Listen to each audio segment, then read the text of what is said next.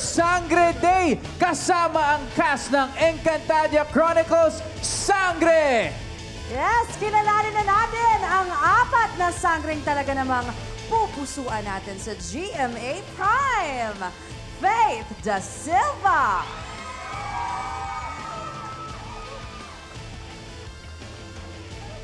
Kelvin Miranda. Angel Guardian. And Bianca Umali. Wow, exciting! Ito na nga, Flamara. Bilang bagong tagapangalaga ng brilyante ng apoy, ano bang klaseng pakikibaka ang pagdadaanan mo? Ako'y labis na nagngingit-ngit sa lahat ng aking pinagdaanan bilang si Sangre Flamara. Ngunit bilang ako ay nanggaling sa lahi ng mga Hatorya, gagamitin ko ang talas ng aking isip, ang tapang at husay sa digmaan. Yes, ikaw naman, Adamus. Gaano ba kahirap maging tagapangalaga ng brilyante ng tubig? Bilang tagapangalaga ng brilyante ng tubig, hindi biro ang mga sakripisyo na kailangan mong gawin para sa nasasakupan mo at mag-isip ng hakbang para mabawi ang mga dapat bawiin na para sa amin. Grabe naman yun. Ngayon, si Dea naman. Paano ka ba napili na maging tagapangalaga ng brilyante ng hangin?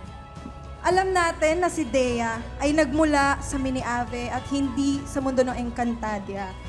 Pero ang brilyante ang namili ng tagapangalaga ng brilyante ng hangin at napili niya si Dea.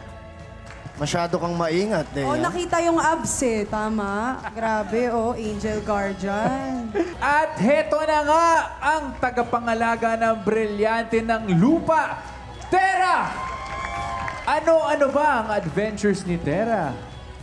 Abisala po sa lahat ng mga Encantadix at mga kapuso.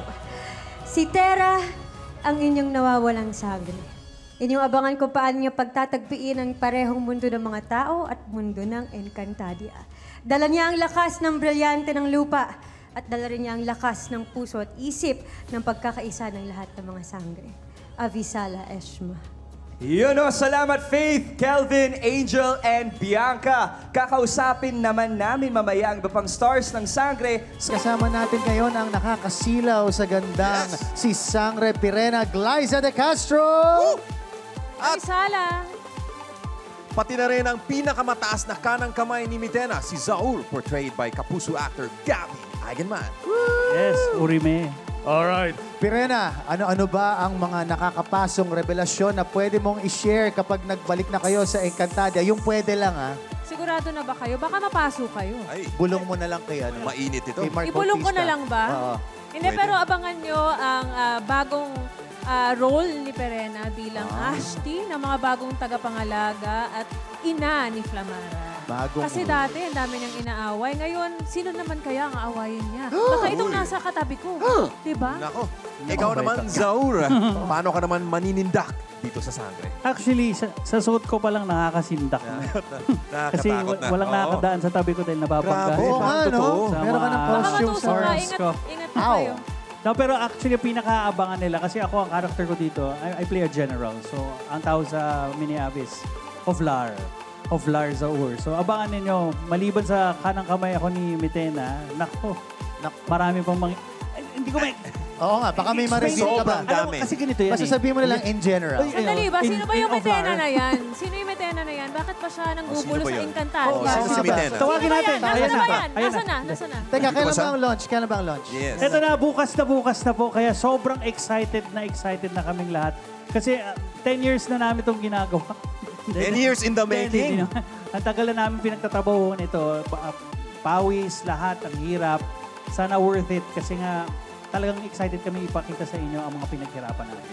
It's gonna be so worth it. Salamat, Zaur. It continues dito sa All Out Sundays. Kasama na natin ngayon ang iba pang characters na sina Daron, played by John Lucas. At sina Mantuk and Tukman, played by the Gueco Twins. Yes! Daron, bilang pinunong kawal, ano magiging role mo sa bagong kabanata ng Sangre? Ayun, pinunong kawal. Ako dito ay magiging isa sa mga tapat na pinunong kawal ni Ovlar Saur na gagampanan ni Kuya Gabby Eigenman. Isa rin ako sa mga magiging parang tagasunod ni Mitena na gagampanan naman ni Rian Ramos. Yun. Ito naman, Mantuk-tukman. Balita namin kayong dalawa ang maraming kalokohan at pakulo pag pinakilala na kayo sa istorya na to. Kaya nga, pwede bang wakingin ng sample? Tuk, may mga kalaban.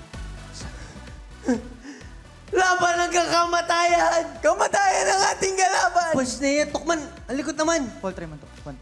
Grabe! Wow! Iba yun, in fairness. Nakakaaliw. Maraming salamat sa inyo.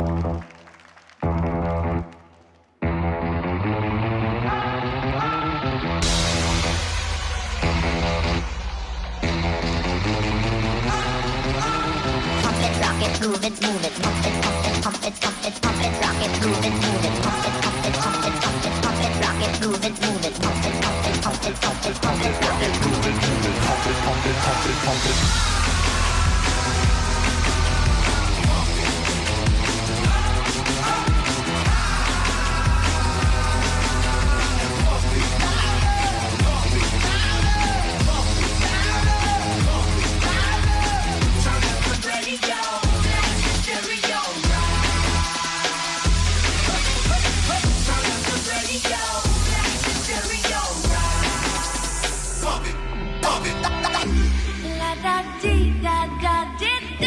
Come on. Let the speakers blow your mind. Blow my mind, baby. Just let it go, here we go. Come on, yeah.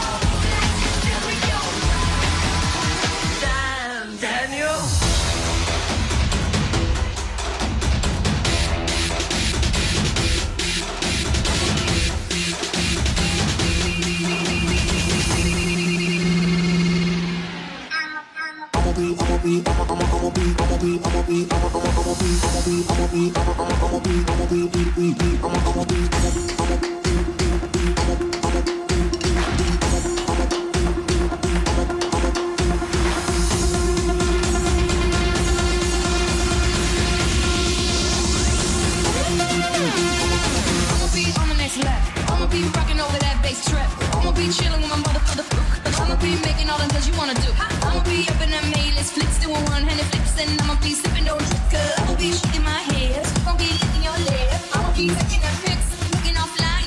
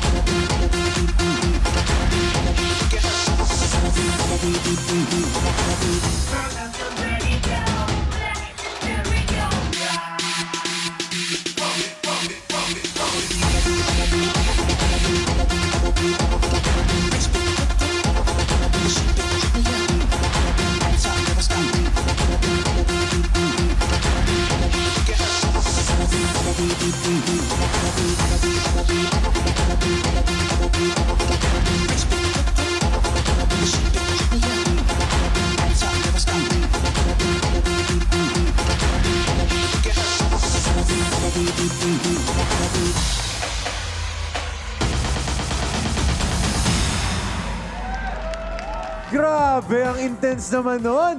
Good job, Team Sayawan. Right now, eto na.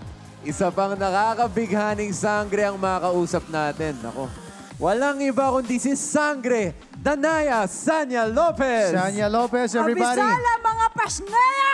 Wow, still got it. Grabe. Sangre Danaya, very eventful ang tatakbuhin ng kwento mo sa Sangre.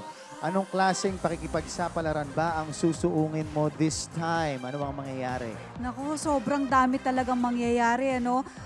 Siguro, hindi na ako magsasabi ng kung ano pa. Ang malalaman nyo lang dito at mapapanood nyo dito ang matinding digmaan. Yun.